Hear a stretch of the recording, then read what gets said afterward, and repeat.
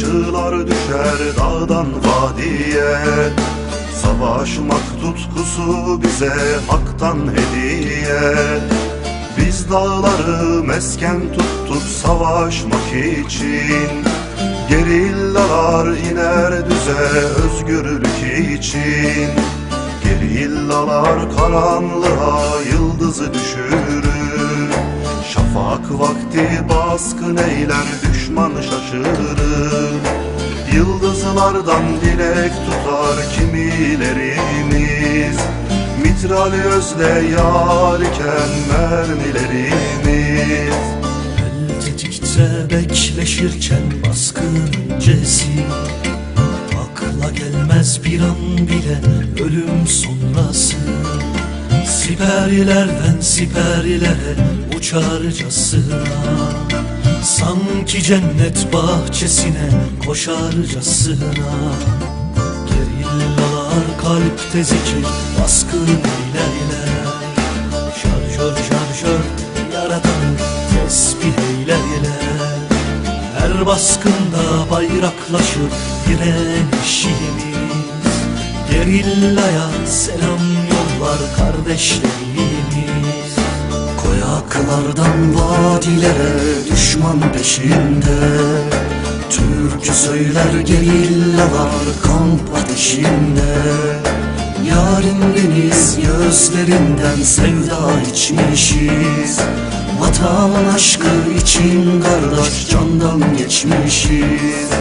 Şu dumanlı doruklarda şahin misali, gerillalar cenge durmuş yoktur emsali. Biz susmadık zalimlere direniyoruz. Bu kavgada yalnız hakka güveniyoruz. Kürsülerden seslenirken yalancı beyler, asıl beyler yücelerden fermanlar eyler. Zapt edilmez bu vatanın tüm kaleleri.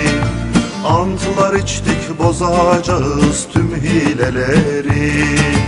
Amfilerden alanlara gençler yürüyor. Elde bayrak dilde marşlar ateş büyüyor. Kampüste başladı büyük yürüyüşümüz. Gayrı bundan sonra asla yok dönüşümüz. Kürşat atam gibi zulme baskın eylerler.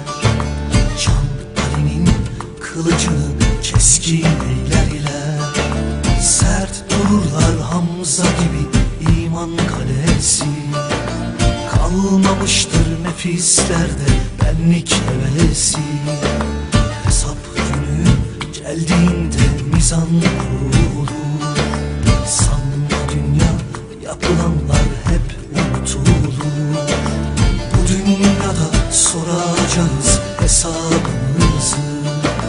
Belki alırız o zaman ısıncımızı. Yırtar gelir bulutları gökler ordusu. Bu ordunun hiçbir şeyden yoktur korkusu.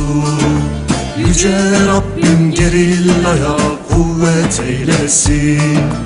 Mazlumların öçlerini kısmet eylesin. Kan ağlarken beşikteki bebelerimiz, sanma dünya seyredecek yiğitlerimiz. Biz şehadet şerbetini içenlerdeniz. Vatan için özge candan geçenlerdeniz. Biz şehadet şerbetini içenlerdeniz. Vatan için özge candan geçenlerdeniz.